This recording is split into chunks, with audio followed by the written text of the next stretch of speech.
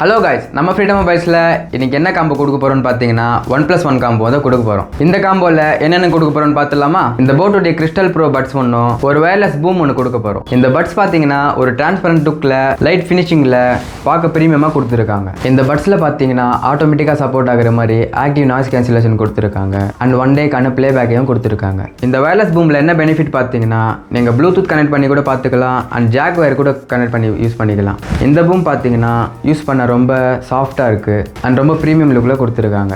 இந்த combo ஆஃபருடைய market price பார்த்தீங்கன்னா 1200க்கு மேலே விற்றுட்ருக்காங்க.